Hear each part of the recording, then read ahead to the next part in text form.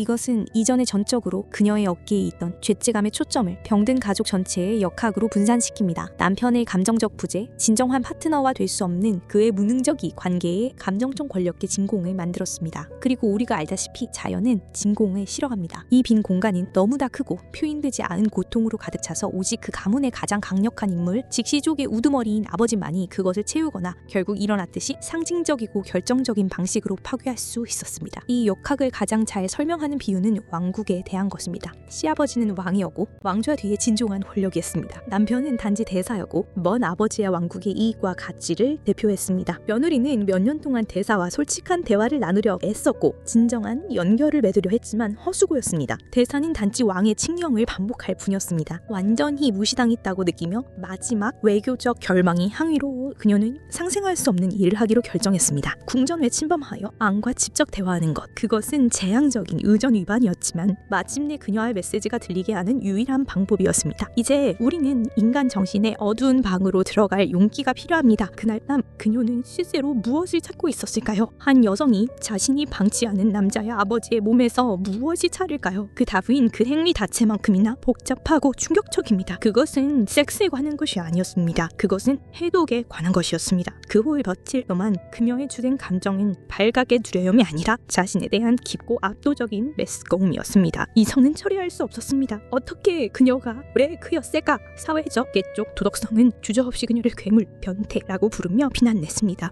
그리고 그녀의 행동과 선한 여성이라는 그녀 자신의 정체성 사이에 이 부조화는 견딜 수 없는 고뇌의 원천이었습니다. 그녀는 용서받기 위해서가 아니라 거울 속 자신의 이미지에서 살아남기 위해 그 이유를 이해해야 했습니다. 이해하기 위해서는 우리는 정신분석학의 개념을 각색해야 했습니다. 문자적인 유아계적 엘렉트라 컴플렉스에 관한 것은 아닙니다. 하지만 우리는 성인기의 상징적인 엘렉트라 컴플렉스에 대해 말할 수 있습니다. 이것은 왜곡되고 무기식적인 탐색입니다. 그녀는 남편의 아버지를 욕망하지 않았습니다. 무의식적으로 그녀는 그에게서 근원이 찾고 있었습니다. 그녀를 사랑하고 그녀를 좌주시킨 남자를 형성한 남성성의 기원, 그것은 그의 기원으로 가서 아들을 이해하려는 필사적인 시도였습니다.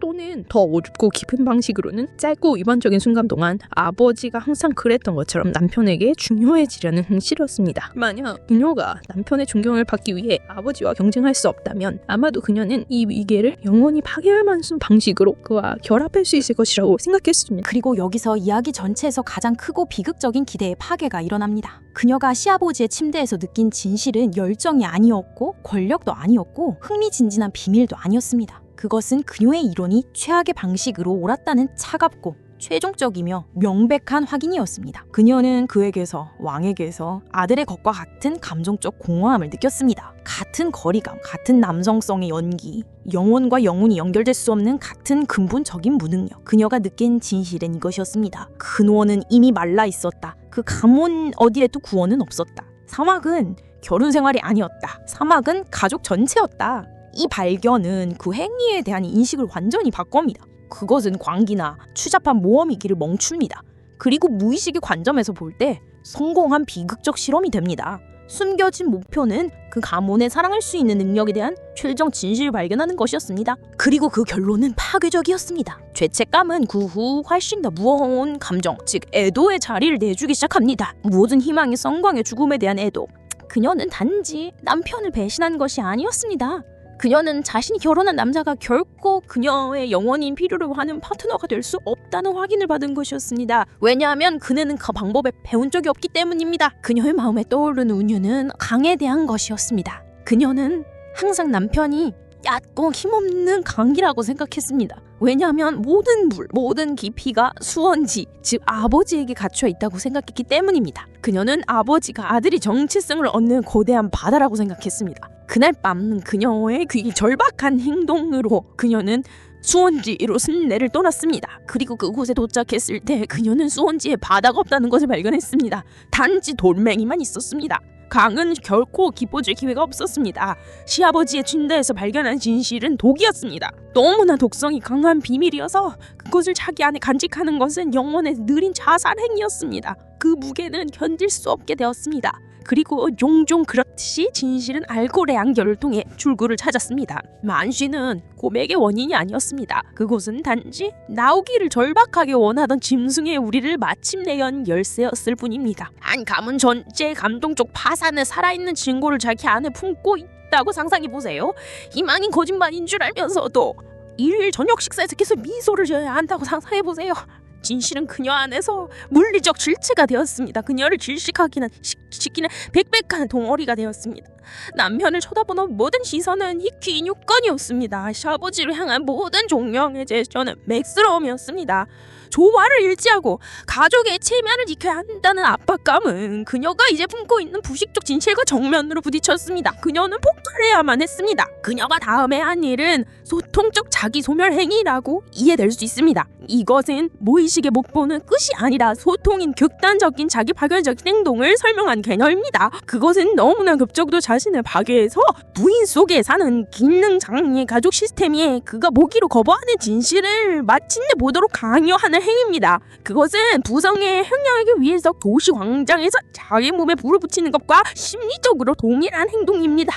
하명이 동낸 소통하는 행위입니다. 그리고 여기서 우린 잔인하기를 전직할 필요가 있습니다. 그 상태에서 그녀의 고백은 진실이나 용서를 구하는 행위가 아니었습니다. 그것은 공격의 행위였습니다. 그것은 그녀의 핵 목창이었습니다. 그것은 알코올과 고통으로 갈라진 목소리를 이렇게 말하는 그녀의 방식이었습니다. 너희들은 10년 동안 나를 보이지 않게 만들었지. 이제 나를 뭐라고?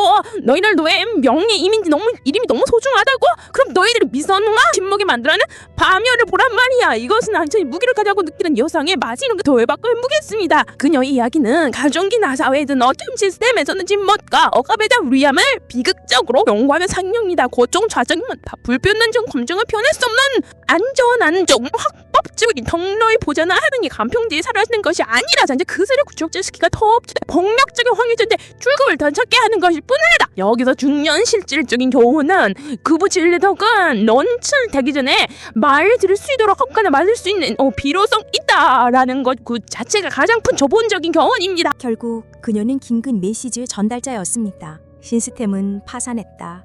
연결은 환상이다. 우리 모두는 조용히 죽어가고 있다 라고 말하는 메시지. 하지만 집안의 모든 사람들은 그녀의 목소리에 귀가 멀었습니다. 그래서 절망 속에서 그녀는 들기 위해 할 수 있는 유일한 일을 했습니다. 그녀는 메시지를 미사일에 묶어 가족 저녁 식사 중 거실 중앙으로 발사했습니다.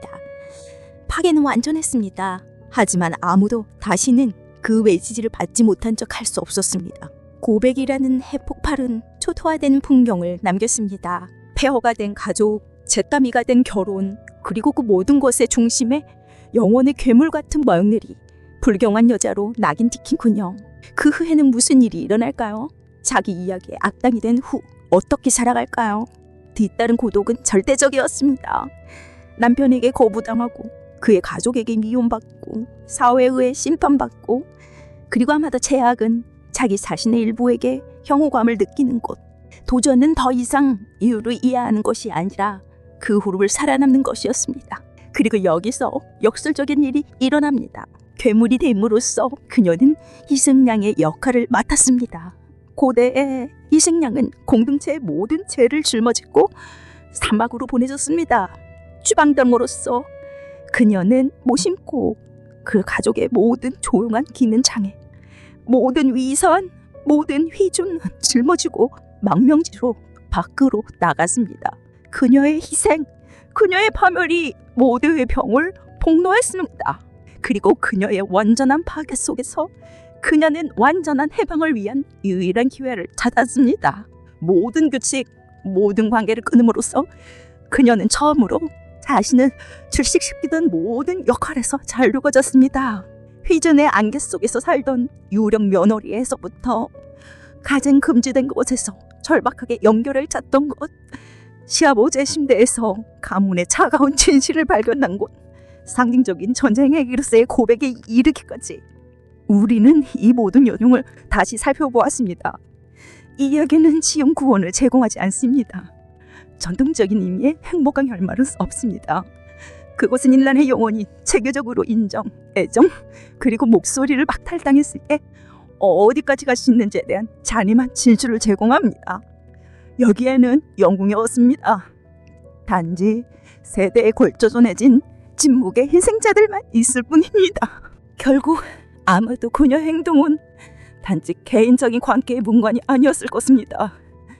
아마도 그것은 축적된 한 그 해결되지 않는 고통, 분노, 불효이라는 한국적인 감정의 물리적이고 폭력적인 발현이었을 것입니다. 그것은 단지 그녀의 한 해 아니었습니다. 그것은 감정적으로 메마른 가부장자의 같은 겜지 아래 살던 그 가족의 여성들의 대물림 든 한이었습니다. 아마도 그녀의 시어머니, 그리고 그 시어머니는 시어머니 하니 마침내 폭발할 만큼 충분히 안약하거나 충분히 잘못한 몸을 찾았을지도 모릅니다. 그녀는 원인이 아니었습니다.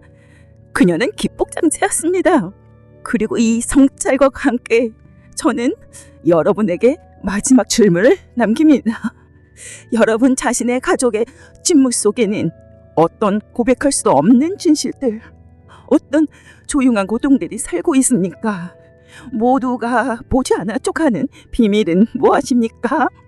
그리고 여러분 모두는 조용히 그것들을 소리내어 이름 붙이질 않는 용기의 대가로 어떤 대가를 치르고 계십니까?